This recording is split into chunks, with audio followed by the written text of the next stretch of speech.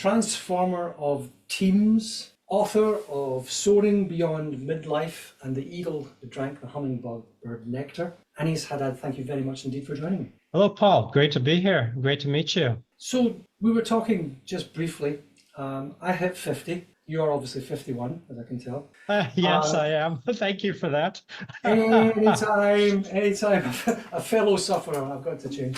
I've got a lot ahead of me now. Looking back from where you're sitting and the experience you've had, what should I watch out for? What are the watch outs you would say? Don't do that. Don't push that button. Make sure you do. So you catch me a bit off guard on that, because as you would know, as a coach, we're not really giving advice or anything. Yeah, I know. So I don't like that. So coaches that don't answer questions annoy the hell out of me. yeah.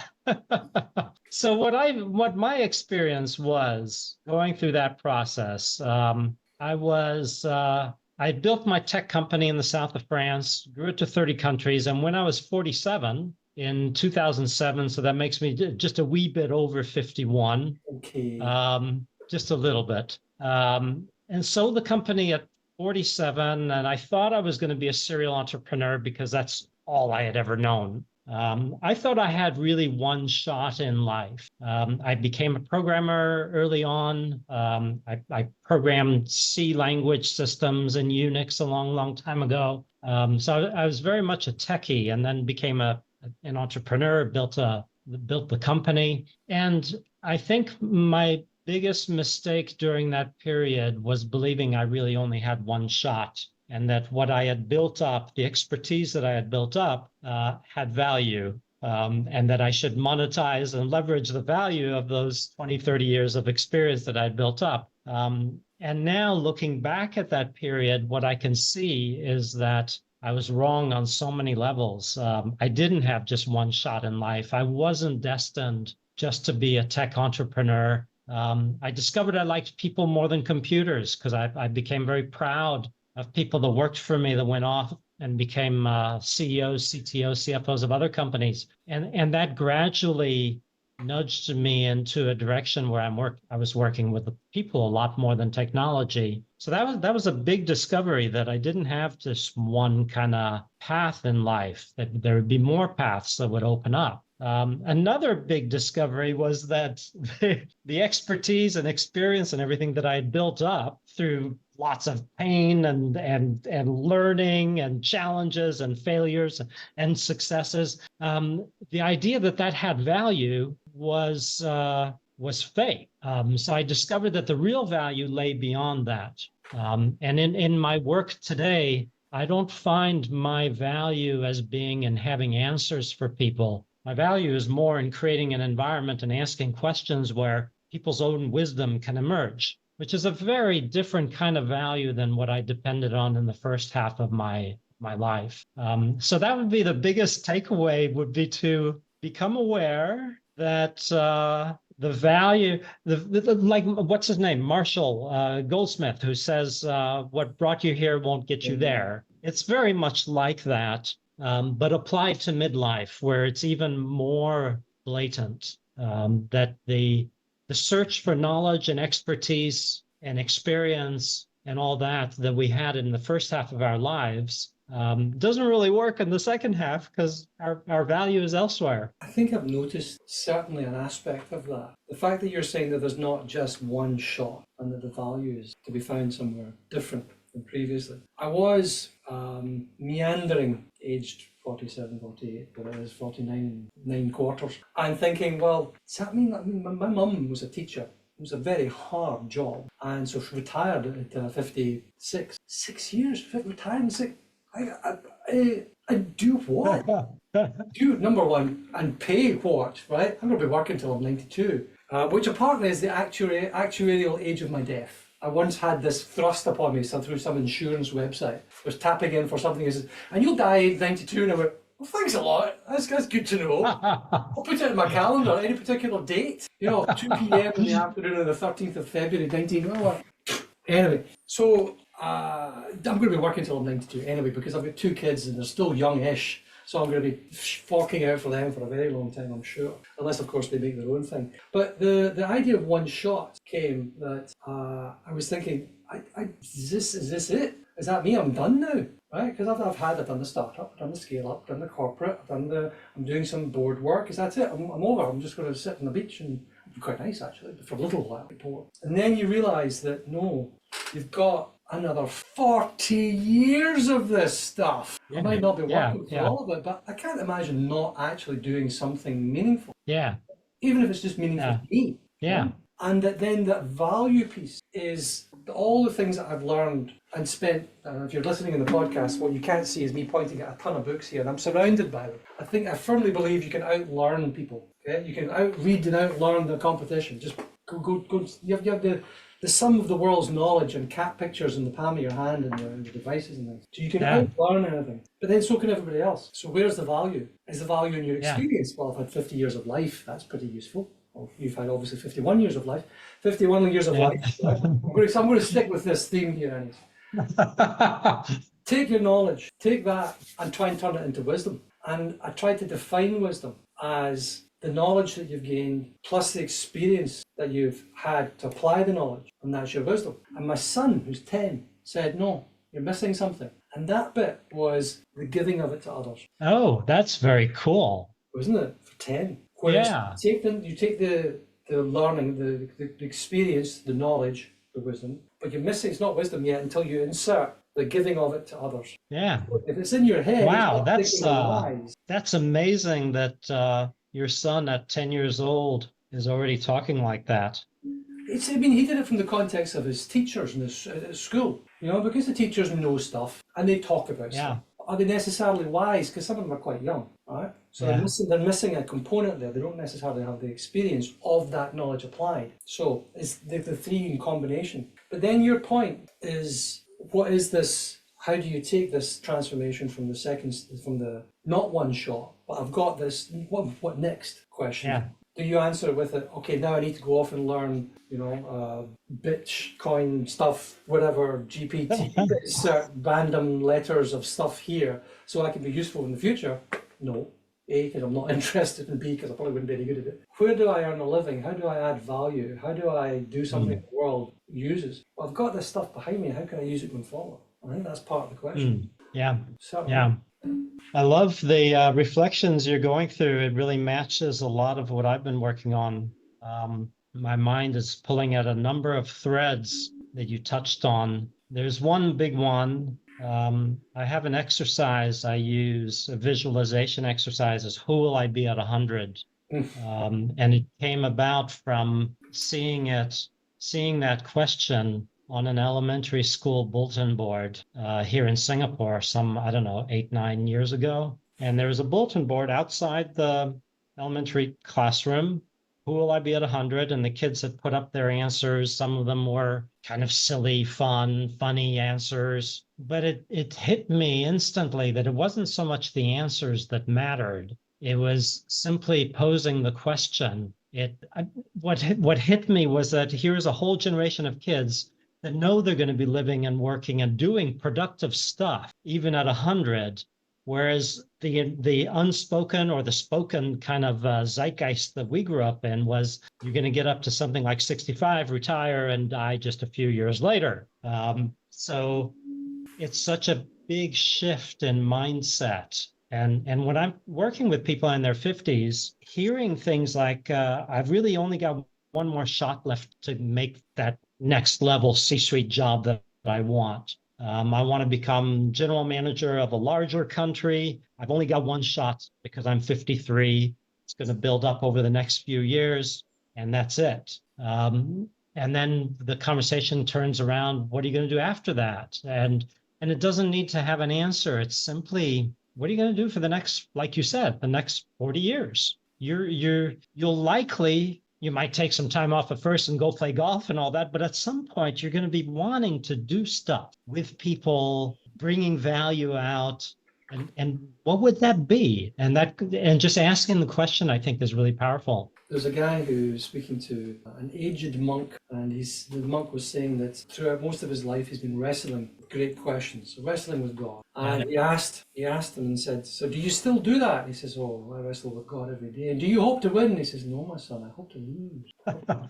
So it is the questions. Maybe that's the value that you can bring. It's not necessarily knowing the answer, but you certainly know the question space. Yeah. That will elicit the conversation, the reflection that will be of value to the other person. Because I think it is all about the value you can bring to someone else, the value you can bring to someone else in an organization or someone else on their own. And how do you get them to be aware of their own limitations, whether true or false, Along their own power, their own power. courage. Mm-hmm. And then, I mean, I jokingly said that coaches that don't answer questions annoy me. But my approach personally when I coach people is to look first. I mean, I think the job of a coach is basically to crack open the jaws, stick their hand down the wall, rummage around a little bit, and pull out with them and say, "Look, see what you've got. That's what you're looking for."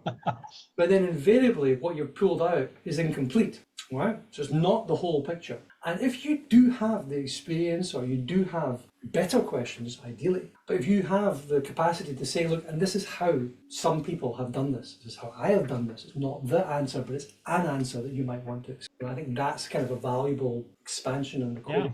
I don't think it's necessarily great coaching compact. "Thou shalt not answer questions ever," just annoys the hell out of me. What would you do? I've no bloody clue. It's why I'm asking you.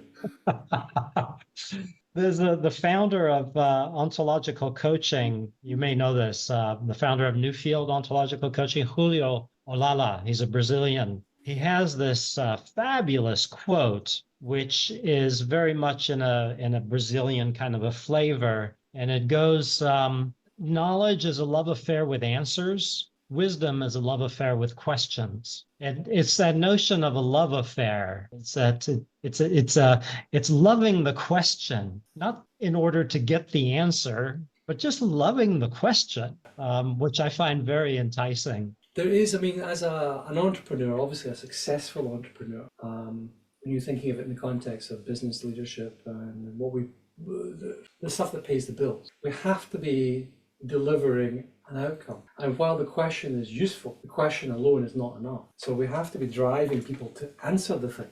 What is the outcome? What is the impact that you're trying to create? Yeah. So I think maybe if knowledge is a love affair with answers, wisdom's a love affair with questions. I don't know, is there a third? Something is a love affair with impact, with outcomes, with getting done. I mean, somebody was a great guest I had once, a guy called Garen Hess, who runs a company called Consensus, and he said that something along the lines that leadership is the art of getting stuff done. Getting stuff done. Good leaders get things done. Yeah. And it's that impact piece that I think is of value to the universe, of value to our nations, of value to the countries, of value to individuals. If you have somebody who's given the job of digging a hole and somebody who's given the job of filling it in, it's not exactly getting something done. It's make work. And there's an awful lot of make work. Yeah. So the impact, the outcome, the thing, getting the thing done, kind of meandering. My relationship with that topic shifted right around the time I sold the company. I was still in an executive role. I was still leading. And I remember doing a leadership retreat that had a component that was on a ropes course up in the trees, where you have the harness and everything, and you do stuff in the trees. And there was this one exercise where you're supposed to go up to a high ledge with a partner, and then there's a rickety bridge to walk across, but one of the two has to wear a blindfold, and the other one presumably guides that person across the rickety bridge. So I went up there with a partner. She was scared of heights, and when it came time for the blindfold, the facilitator pointed at me, and I could see that coming, obviously. I'd be the one that gets the blindfold. And so I put the blindfold on, and I'm telling her, "Come on, let's go. Let's go. You can do it. Come on, let's go." But she was paralyzed. And then at one point, my desire to get the job done took over. And I said, "Okay, no worries. You're paralyzed. Get behind me. I'll keep the blindfold on so I'm not breaking the rules. Hold on to my harness, and I'll I'll get us across. So I switched into my get stuff done, A-type personality. I felt my way across. I got across even the broken boards. We got to the other side, and I was on fire. And I took my blindfold off, and I looked down, and the facilitator was glaring at me. And then when I climbed down, she said, what the hell was that about? You deprived your partner of an opportunity to discover her courage on her own, and you sapped her courage from her to give yourself courage. And it just hit me really hard how my understanding of empowerment, although deep, and I was empowering to my people, yet it was still superficial, and there was still the need for me to get stuff done. And I go back to that image quite often when I'm coaching teams, and there are moments when they're floundering, they can't figure out how to get past the next thing. And the value that I have in the room at the moment is having an extremely deep belief in their ability to get through without knowing how it's going to happen. And there are times when that, in those moments when it's just a nod, or it's not letting go. It's not saying, okay, let's wrap up. We're not moving forward. Without even saying anything, there's something about holding the space in that way that moves it forward. And that all came out from that little exercise up on the ropes course. So it's yes, we got to get stuff done, but it's a new relationship with how that getting stuff done works. There's called the Stockdale paradox. It's understanding the brutal reality of where you are today with the unwavering faith you will get there tomorrow. Yeah. That's the guy who was in the prisoner of war camp that missed every Christmas. Yeah, that's a very powerful story there. I like that. Unwavering faith. Yeah. Okay. Yeah. Okay. So you're challenging me that my kind of. I love how you said, yeah, okay, and then your arms crossed. Oh, come on. Yeah. For those of you watching in the podcast, I'm sitting here going, damn it, stop being right. Because my angle for the value that I bring is in the experience that I've still, see, it's this historical thing, it's this experience that I've had, which I value, which I think other people around me value. It is, they find it extremely valuable, and they want to hear that. It was very expensive, very expensive. It cost me decades and hundreds of millions of pounds. Exactly. And I talk about, I was just delivering a course, a management leadership course there, and I talk about the trail of victims I've left behind me. And I can increasingly, I'll do it again. If you're listening to this and I used to manage you, that I'm so I'm just so there's the trail of victims I left behind trying to work out what the heck I was supposed to be doing. But yeah. I see those in the vein of that leadership retreat and the ropes course. I started referring to myself or understanding my behavior as being a courage vampire. So sucking the courage of others in order to get courage myself. I love it. It's like if we're blocked and nobody else knows how to move and they're all scared, that's where I light up. That's where I take control and move things forward, get the ball rolling. And it was the realization that was being a courage vampire. So the same thing with all the victims you've left behind. I've left lots of victims of my courage vampiring. All these poor people sucked of their courage. I love it. It's a terrible mental picture, but absolutely valid. Absolutely. Okay, right. So I try to come out with a how-to. Some parts of these podcasts here, and something that's actually practically valuable. Closing the name, right? I think it's called the practical leadership. So it's trying to make something of practice. Now, this is a practice that you have. You said you work as an associate from McKinsey, sometimes delivering facilitation, these sorts of things to top teams. When you do that, how do you practically not suck the courage out of the room?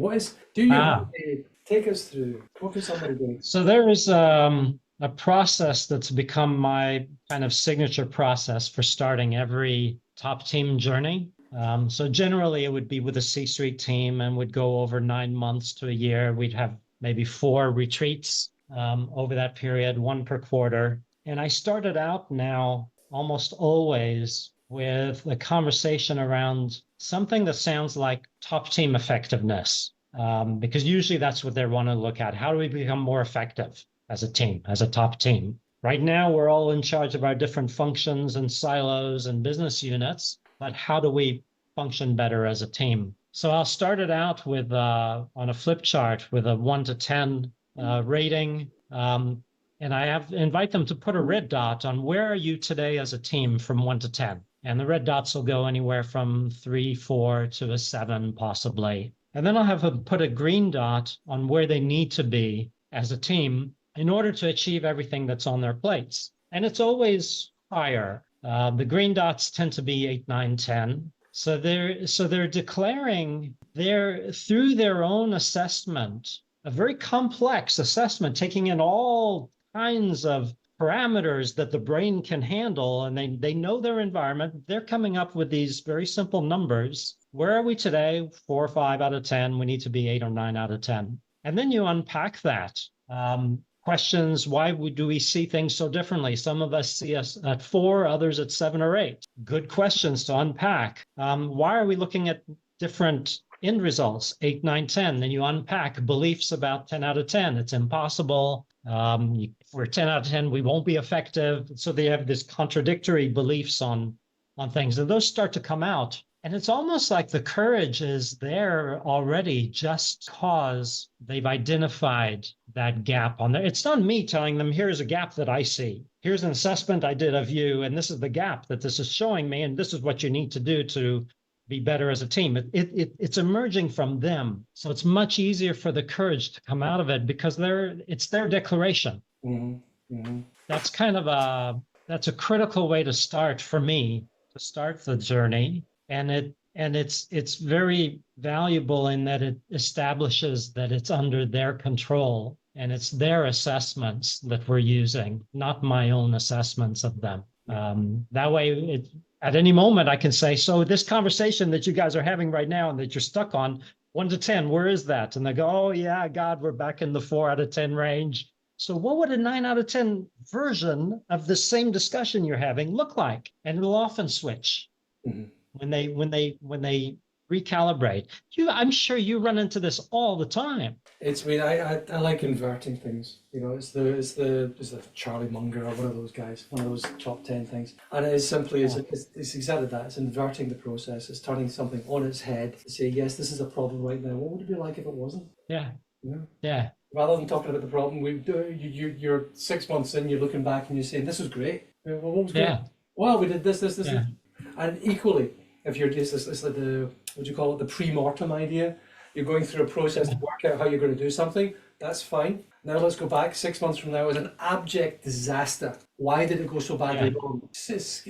That's a rudimentary foundational thinking. But I think, like you said, it goes back to the questions, asking good questions. And maybe that is the value in the knowledge and experience. It's not necessarily empirical, practical, Taylorist type activities of screwing the bolt on tighter, but it's in having done all that, you are now able, using that experience and that history, to simplify and ask the most complex yet simple, the most simple yet complex questions. Yeah. So I don't think you would be able to skip the last 50 years. That's the thing. So this value in it, you're not devaluing your experience. I'm not just talking out loud here. You're not devaluing your experience and your knowledge, which will pay me a lot of money to do this stuff, right? Definition of an expert is somebody who has sought for their knowledge and paid for it, frequently. Yeah. Not devaluing that, revaluing it differently. It's from here you build on this from now onwards. I think one of the words you use is very key with the complexity.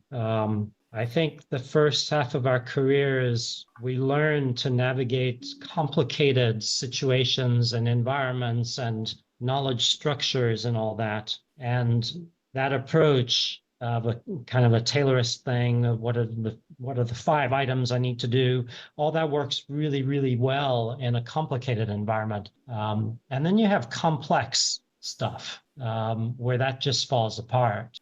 So you have things like, I like using the example, building an airplane is complicated. It's a very complicated engineering feat of building an airplane. Raising a child is complex. The same inputs produce pretty much the same outputs when you're building an airplane, and you can create hundreds of them that are pretty much identical.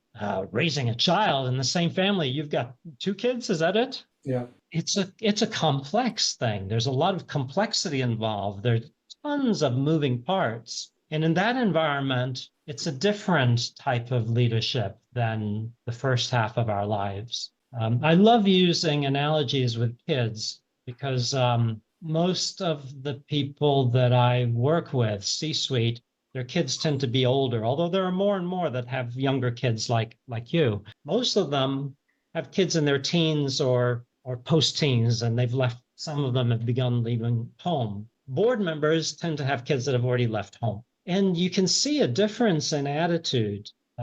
When we have younger kids around the house, we've got so much of our energy looks very KPI-ish. You do this, that'll happen. You don't do that, this is what's going to happen. And then as they grow up, that doesn't work anymore. They go, F you, Dad, I'm going to do what I want. No, and then when they're in their 20s, yeah, not in my home you want. Okay, I'm leaving your home. And then after the 20s, it doesn't even work. It works even less. So as we go through parenthood, we intuitively, more or less, some better than others, we more or less learn to make that shift. If I can't tell you what to do because you don't respect all the experience that I have, and I was your age once, and that has no value to you, what then is my value as a parent? So we go through those questions in that area, and we discover that we have new value as our kids are grown up. It's not the same value as before. Okay, so what we're touching on is the beginnings of benefits to this midlife element, because I think early stage leadership, executive leadership, it is, as you say, it's something in something else. So I talk about complicated and complex. Complicated is spaghetti, which you can work. Complex is spaghetti on spaghetti. It's the spaghetti on spaghetti. So you're not building a plane, you're building 11 planes, and each plane requires another plane to be built because the plane on top is it's layers, turtles all the way down, right? So it's that. And if for the first half of life, is exactly as you say, you're learning to navigate this KPI-driven environment, and we're doing it quite well, thank you, then what's the midlife switch? As you say, stops working. But what does that mean for us as as you say, you're moving in board, C-suite, that sort of thing? How do you navigate that? Yeah, great question. I think it goes back to what I'm grappling at, trying to find different answers than what we started out with early in our conversation. Realizing that my value comes now from a different area than it did in the past. In my new book, there's part of in the introduction, I talk about the leadership models that we're all familiar with, like Jim Collins, Good to Great, 5 levels of leadership. Robert Keegan, who talks about 1% of adults achieving the self-transforming mind, which is the pinnacle of his leadership model. And these models, I use them a lot, and they work really, really well in that first half of life. And something dawned on me when I was researching this for my new book. These guys were in their 30s when they came up with their model. So Robert Keegan was mid-30s, Jim Collins, late 30s. And their model makes tremendous sense if we're looking at pre-midlife executives. Robert Keegan said his thing about only 1%, I don't even know how he gets to 1%. It just feels really, really weird. 1% of people get to the highest pinnacle of his model where you have a self-transforming mind. Jim Collins, Good to Great, 5th level, humility and iron will, having both of those together. He says it's extremely rare and probably only innate. He wasn't sure if it could be developed. He changed that later and said, yes, it probably can be developed under self-reflection and things like that. And then the work that I'm doing, I think at midlife is a perfect storm that creates an environment for these top-level leadership pinnacles to emerge. Because we're struggling. Our brains are changing. We forget stuff. We don't remember something in a spreadsheet. We don't remember where we put our car keys. But the two hemispheres are communicating more, so we're starting to connect the dots in ways that we never were able to before. It's pattern matching. Our bodies are changing, so we realize that we're no longer as young and fit as we used to be. So there are things that have to change. We can't go out and party late at night anymore and still be functional at a board meeting the next morning. And then we have our kids growing up and leaving home. So all that together, I think, creates an amazing environment for those leadership things to emerge. So my view of that is let it emerge. Don't resist it. Don't try to be the leader you were before. He or she is gone. You're a new leader. Let this new stuff emerge. What do you see when you see this emerging in the people that you're working with? What are the traits? So I can give you a couple very specific examples that I write about. The managing director of a textile factory in India that I was coaching around 10 years ago, they were having safety issues and they were having even fatalities. And I wasn't coaching him on safety because I don't know anything about textile factories in India and safety or anything of that. But we did get into a conversation of on a scale of 1 to 10, which I love, as you can tell, a scale of 1 to 10, what's your commitment level to safety? How committed are you to safety? And his immediate answer was very high, probably 9. So then the conversation turned around, why not 10? What is it with 10? And then he got angry. He said, you don't understand. I've got thousands of people here. Most of them are uneducated. They do stupid things. The shop floor is very long. If someone wants to get from one end to another and a forklift comes by, he'll jump on the forklift. He knows he's not supposed to do it.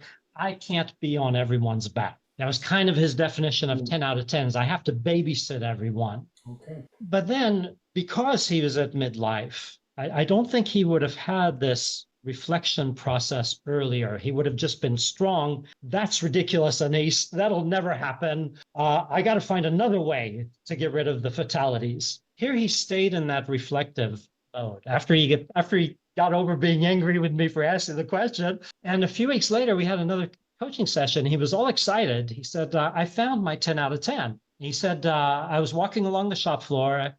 There was an elderly janitor who slipped and twisted his ankle. And I stopped to help him. And I kept that question in my mind. What is 10 out of 10? And stopping to help him, that would be 9 out of 10. That's what I would have done. I took off my jacket, put it under his head, 9 out of 10. I called the safety people. They came down. I stayed with them until they came down. That's still 9 out of 10. And then they said he just needed to go home and rest. He'd be fine. He needs to go home and rest, stay off the foot for a couple of days. So he says, I decided to drive him home myself, back to his place in my car. And the managing director then helped the man into his house. He met the man's wife. They had tea together.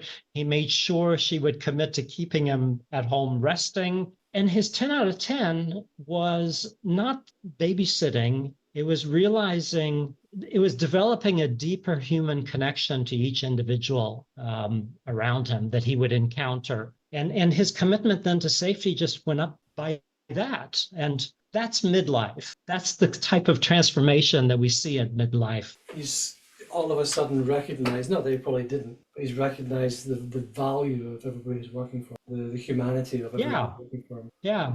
So the answer isn't go out and recognize the humanity of everyone working for